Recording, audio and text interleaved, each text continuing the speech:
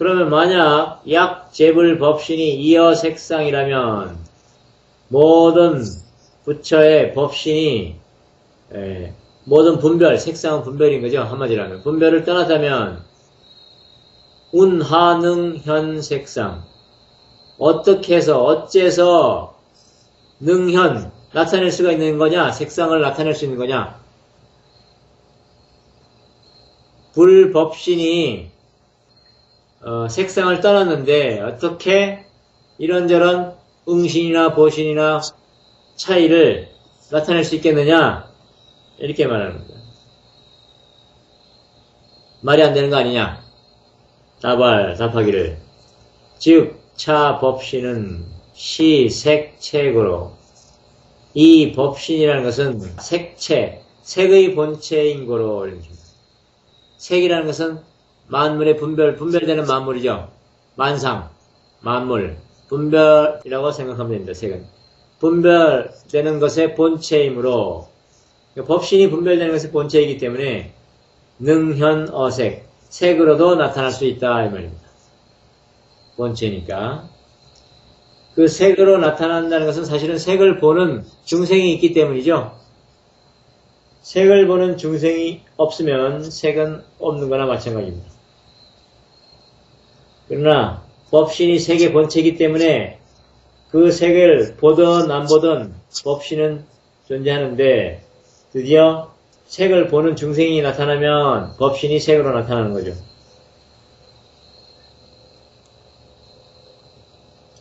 그러니까 나타난다는 것은 뭡니까? 항상 존재한다는 건 뭐예요? 관계입니다. 법신, 보신, 응신이 존재한다는 것은 뭡니까? 그걸 보는 중생이 있다는 뜻이에요. 부처가 존재한다고 여기는 사람이 있다면 부처는 존재하는 거죠. 부처를 보는 사람이 없으면 부처는 없는 거죠. 그러니까 자기 마음속에 이 사람이 부처구나. 이 사람은 중생이네. 이 사람은 허들의 일이나 할 사람이야. 이 사람은 아주 고귀한 사람이야. 라고 보는 자기 마음이 있을 때만 그런 사람이 있는 거죠. 관계입니다. 항상. 보십시오. 소리가 들려옵니다. 지금 저 밖에서 찻소리가 들려오죠? 그런데 그 소리가 찻소리라는 것을 우리는 지금 알지만 이제 막 태어난 어린애는 알지 못하죠. 왜 그렇습니까? 똑같은 찻소리인데 왜 어린애한테는 찻소리가 존재하지 않는 겁니까? 그것을 찻소리로 아는 마음이 없기 때문이죠. 그러니까 찻소리는 존재하는 게 아닙니다. 찻소리 자체가 존재하지 않아요. 찻소리는 그것을 찻소리로 아는 마음을 가진 주체가 있을 때만 찻소리로 존재하는 거죠. 자, 보자고요. 소리가 옵니다. 일단 그 소리는 우리 육체의 고막을 흔들죠.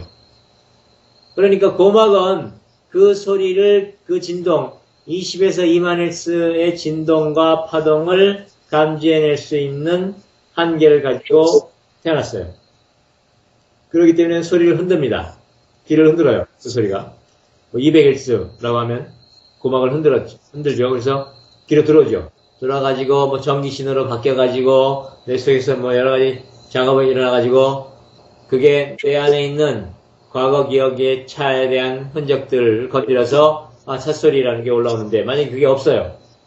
뇌 안에 있는 그 소리가 뭔지 건드릴 만한 흔적이 없습니다. 그러면 어때요? 그 소리는 그냥 와서 흘러갈 뿐입니다. 나랑 부딪히지 않죠? 내 안에 있는 과거의 흔적이랑 부딪힐 게 흔적이 없을 때는 이런 소리가 안 난다 이 말입니다. 이런 찻소리로 안 들린다 이거죠. 그러니까 이 찻소리는 존재하지 않는 거죠. 얘가 없다면. 마찬가지로 물리적인 현상 세계도 마찬가지입니다. 내가 이 마우스를 딱 손으로 잡았는데 이걸 딱 잡은 이 느낌이 들어와가지고 마우스라는 느낌을 불러일으키지 않는다면 나한테는 마우스가 존재하지 않죠. 이것을 엄밀히 봐야 됩니다.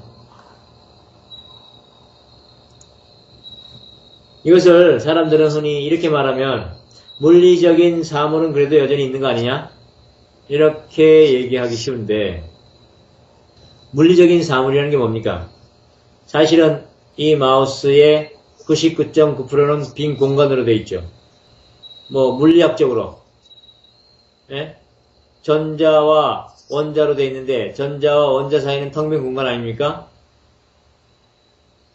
그러면 내 손도 99.9%는 다 공간으로 되어 있죠. 이것도 원자와 전자로 되어 있으니까. 그러면 99%의 공간과 99%의 공간이 만났는데 이게 왜 통과하지 않을까요? 얘네들이 만들고 있는 어떤 장, 에너지 장 때문이잖아요. 전자기장이 서로 반발력 때문에 이게 통과하지 않는 거 아닙니까? 물리적으로 따지면. 그러면 이게 반발력이 없다면 그냥 통과할 거 아니에요. 그냥 통과하면 존재하지 않는 거죠. 결국 존재한다는 건 뭡니까? 이 둘 사이의 반발력이죠. 둘 사이의 관계라 이 말입니다. 그래서 전파 안테나 얘가 존재하지 않잖아요.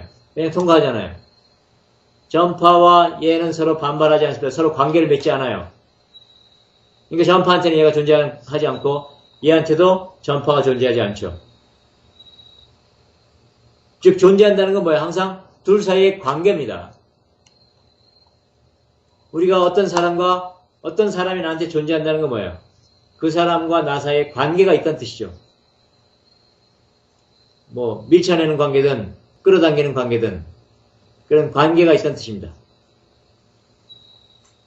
내 생각들도 마찬가지죠. 어떤 생각들이 그냥 나타났다 사라지는데 그 생각이 내 마음속에서 뭔가를 끌어당기고 머문다면 그때 드디어 그 생각과 관계 맺는 내 안에 흔적들이 있다는 소리죠.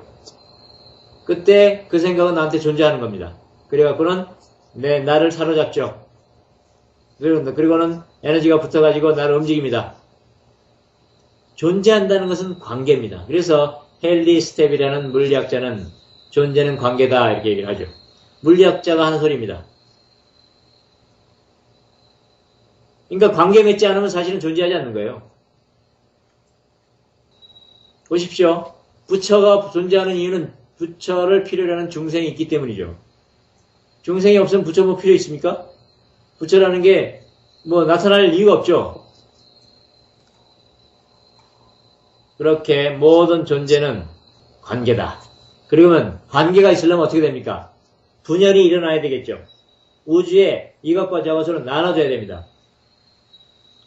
그렇기 때문에 분열을 보는 사람은 우주가 존재하지만 분열을 보지 않는 마음한테는 우주가 존재하지 않는 것과 같습니다. 분열이 없는데 무슨 관계를 맺겠어요? 나눠짐이 없는데 관계는 맺지 않죠.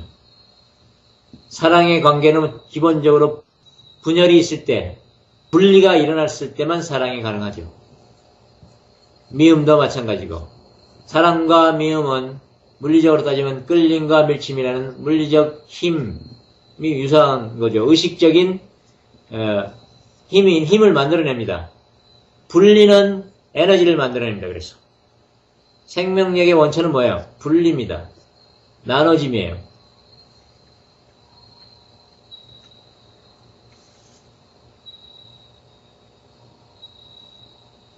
나눠지지 않은 곳에 에너지는 없습니다.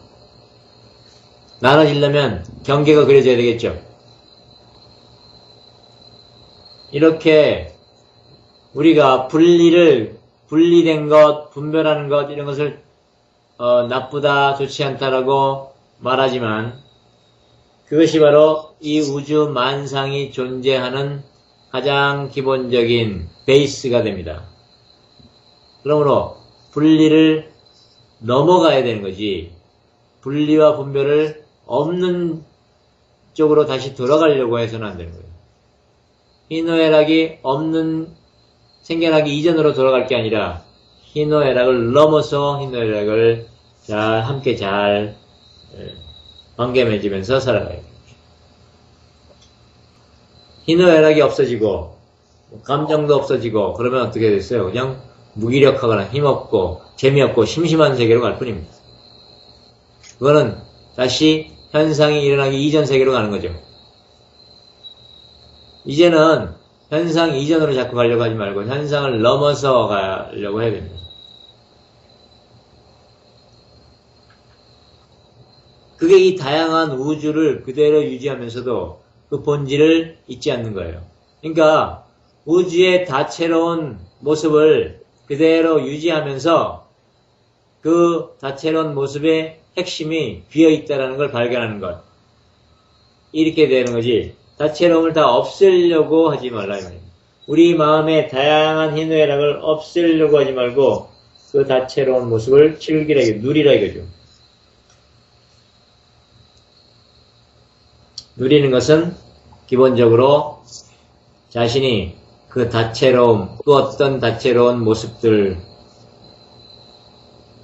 아니라는 것을 발견할 때만 누릴 수 있겠죠. 그래서 네티 하는 겁니다. 이 다채로움도 내가 아니고 저 다채로움도 내가 아니며 이것도 아니고 저것도 아니고 오직 부정을 통해서만 절대의 세계에 이르는데 그렇다고 절대에 도착했다, 이르렀다라는 느낌이 드는 것은 또 절대 아니죠. 그런 느낌이 든다는 것은 여전히 어떤 느낌 속에 있는 거니까 발견할 수 없는 겁니다. 발견하려고 하면 어때요? 발견된다면 이미 그것은 마음의 대상인 거죠. 자, 그럼 어떻게 마음의 대상이 아닌 것을 발견할 수 있겠느냐? 이게 되게 모순되는 거예요. 말 자체가, 그죠? 마음의 대상이 아닌 절대를 어떻게 발견하겠습니까? 발견된다면 이미 그건 대상인데.